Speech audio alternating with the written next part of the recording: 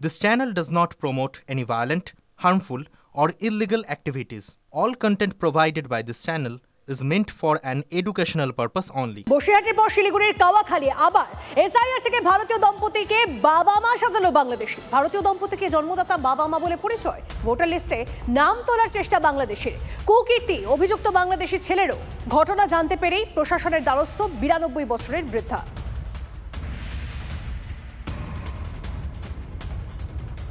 আপনার কয় ছেলে? দুইজন। কি নাম? ওই কলামলা। কি নাম? রূপচান গোপাল। আর সুবোধ কে হয়? সুবোধ নামে কাউকে চেনেন যে আপনার ছেলে? সুবোধ নামে আপনার কোনো ছেলে নেই? তো এই সুবোধ বলে একজন যে আপনার ভোটার কার্ডের নাম ব্যবহার করেছে, আপনাকে মা বানিয়েছে? না না, মিথ্যা? মিথ্যা? সুবোধ কেডা? জগত্তারা বিশ্বাস, ঠিক ইনি আছে। কে হন? ইনি আমার ঠাকুমা হয়, আর রাজেন্দ্রনাথ বিশ্বাস আমার ঠাকুর দাদা হয়। আচ্ছা, ঠিক আছে। তো এখানে প্রবলেম হচ্ছে যে আমার ঠাকুমার এই আইডি নাম্বার দিয়ে এই বাংলাদেশের লোক এখানে আইডি প্রুফ বানানোর চেষ্টা, ঠিক আছে। এর জন্য আমরা একই এপিক কার্ড নাম্বার ব্যবহার হয়েছে। একই এপিক কার্ড নাম্বার ব্যবহার হয়েছে। কি নাম? এটার নাম হলো সুবোধ বিশ্বাস দিয়েছে এটা, আর এইখানের নাম দিয়েছে সুবোধের ছেলে। এরা কোথাকার নাগরিক? এগুলো বাংলাদেশের নাগরিক। ঠাকুরদা মারা গেছে 1972 সালে বাংলাদেশে। আচ্ছা, আর ঠাকুমা বেঁচে আছে? এই কাজটা আমার বাপ করাচ্ছে, টাকা খেয়েছে। মানে ভোটার কার্ড ভাড়ায় নিয়ে? আপনারা বিডিওর কাছে গেছিলেন? গিয়েছি, কমপ্লেন জানিয়েছি। বলছে 7 নম্বর ফর্মে যখন আসবে তখন লিখে জমা দিতে হবে।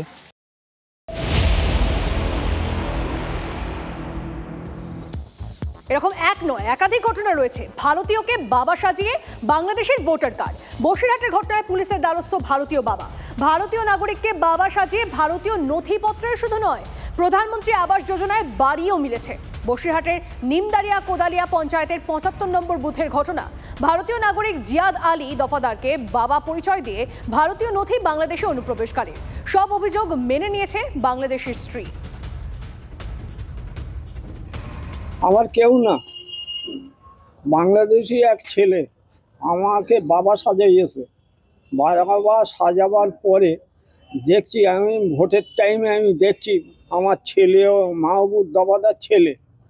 আমি তখন বিডিওর অফিসে আসি, থানায় যাই, সব জায়গায় গিয়েছি, দৌড়ে দৌড়ে 2-3 বার করে আমি গিয়েছি, আমাকে কেউ পাত্তা দেয়নি। বললেন সব জায়গায় অভিযোগ দায়ের করেছেন? আমি সব জায়গায় অভিযোগ দায়ের করেছি। আমার যেন ওই ছেলেটাকে বিদায় হোক, বাংলাদেশে হোক। ও তো একটা উগ্রপন্থীও হতে পারে। আমি ওকে ছেলে বানাবো? পরিবারের কাছে চেয়ে নিল আধার কার্ড, আই কার্ড। কি বলে চেয়েছিল? বন্ধনে টাকা নেবে বলে। আবাস যোজনায়, প্রধানমন্ত্রী আবাস যোজনার বাড়ি ফাড়ি পেয়েছেন, তারপরে ভোটার কার্ড বানিয়েছে, সেখানে তো জিয়াদ আলী দফাদারকে বাবা বানিয়েছে। হ্যাঁ, তাহলে এটা তো অন্যায়। তো তখন হচ্ছে তোমার বুঝতে পারিনি, করে ফেলেছিলাম। মাহবুবদার বাংলাদেশের বাড়ি কোথায়? ডুমুরিয়া। বাংলাদেশের ডুমুরিয়াতে বাড়ি। ও, আপনার এসআইআর ফর্ম জমা দেননি? এসআইআর ফর্ম আপনারা করেছেন? এসআইআর ফর্মে সেই জিয়াদ আলী দফাদারের নাম লিখেছেন? ফর্মটা ওরা নিয়ে গিয়েছে। ওই জমা দেয়নি, জমা দেবো মনে করেছিলাম, তা গন্ডগোল হচ্ছে বলে আর জমা দেয়নি। 22 সালে একবার অভিযোগ করেছে, এর পরবর্তীতে আবার 24 সালে যখন ভোটার লিস্টে নাম এসছে তখনও বিডিও সাহেবের কাছে অভিযোগ করেছে। দুবার অভিযোগ, সমস্ত ডকুমেন্টস আছে। এরপরও এটা নিয়ে প্রশাসনিক দপ্তর থেকে কোনো রকম লেনদেন হয়নি। এটা পরিষ্কার বোঝা যাচ্ছে এর পেছনে শাসক দলের মদত না থাকলে এটা সম্ভব হয় না।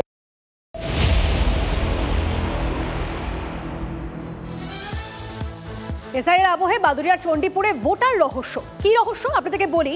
বিএলওর দাবি পাওয়া যায়নি বেশ কয়েকজন ভোটারকে। সময় পেরিয়ে গেছে কিন্তু ফর্ম জমা দেননি অনেকেই। এলাকায় খোঁজ নেই বেশ কয়েকজন ভোটারের।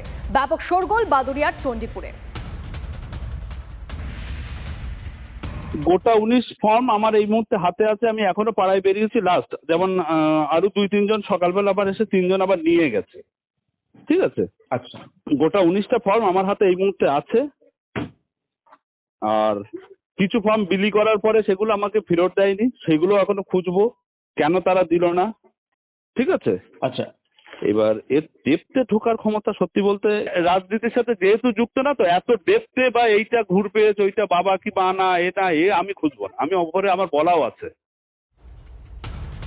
কিন্তু কারা জমা দেননি এনুমারেশন ফর্ম, কারা এখনো নেননি ফর্ম, তারা কোথায়? প্রশ্নের মুখে পড়ে স্পষ্ট উত্তরই নেই সন্দেহভাজন এক ব্যক্তির। বলছি 2002 সালের লিস্টে আপনাদের নাম আছে? হ্যাঁ আছে, অনেকের আছে। আপনার আছে? আর 2002 সালের লিস্টে নাম আছে? আছে। হ্যাঁ 2025-এর লিস্টে নাম আছে? আমরা যা বলুন 2002 সালের লিস্টে নাম আছে? আছে তো, সবাই কম বেশি সবারই আছে। আচ্ছা, দেখাবেন একটু লিস্টটা? সেটা আমরা তো জমা দিয়ে দিছি। লিস্টে যেটা একটা আছে না, একটা আছে, সেটা বাড়িতে তখন কেউ নেই, সব কাজে চলে গেছে। আচ্ছা। আর ঠিক এই অবস্থায় স্থানীয় বাসিন্দাদের দাবি ওই এলাকায় বাস শতাধিক বাংলাদেশের। তৃণমূলের মদতেই গজিয়ে উঠেছে বাংলাদেশি কলোনি। সব বাংলাদেশি। আচ্ছা আচ্ছা, কতজন আছে মোটামুটি? এরা শতখানি হবে, 100 পরিবার হবে। 100 পরিবার? বাবা, এদের তো 2002 সালের লিস্টে কারোর নাম নেই। কারোর নাম নেই। আচ্ছা, এখন এরা লিস্টে নাম টাম তুলেছে? এরা এখন সব নাম তুলে দিয়েছে। আচ্ছা, এরা সরকারি সুবিধা সব কিছু পায়? সব কিছু পাচ্ছে। এরা কি পায়? এরা রেশন পাচ্ছে। হ্যাঁ, এরা আপনার এই কি লক্ষ্মী ভান্ডার, কন্যাশ্রী, এইসব সমস্ত সুবিধা পাচ্ছে।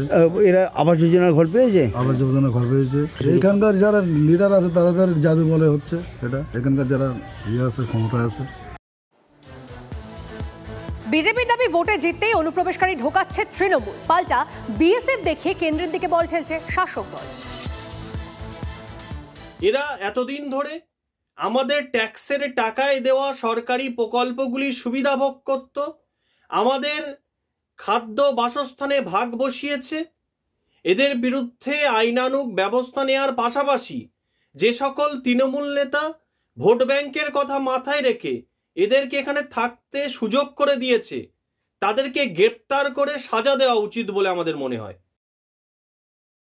আজকের দিনে যাদেরকে অবৈধ অনুপ্রবেশকারী হিসেবে চিহ্নিত করা হচ্ছে, এরা যখন ভারতীয় সীমা লঙ্ঘন করে ভারতবর্ষে প্রথম পা রেখেছিল, সেই গাফিলতিও ছিল কিন্তু কেন্দ্রীয় সরকারের তত্ত্বাবধানে থাকা স্বরাষ্ট্র মন্ত্রকের অধীনে থাকা বর্ডার সিকিউরিটি ফোর্সের। একজন মানুষ যদি বৈধ ভারতীয় নথি সংগ্রহ করে পশ্চিমবঙ্গ রাজ্যে বসবাস করে পশ্চিমবঙ্গ সরকারের কোনো জনপরিষেবা পেয়ে থাকেন, সেজন্য পশ্চিমবঙ্গ সরকারের দোষ হবে বা তৃণমূল কংগ্রেস পরিচালিত সরকার বলে তৃণমূলের দোষ হবে, এটা সম্পূর্ণ ভিত্তিহীন। এই ধরনের কথা বিজেপি নেতারা অভিযোগ আকারে বলতে পারেন, এসবের কোনো মানে হয় না।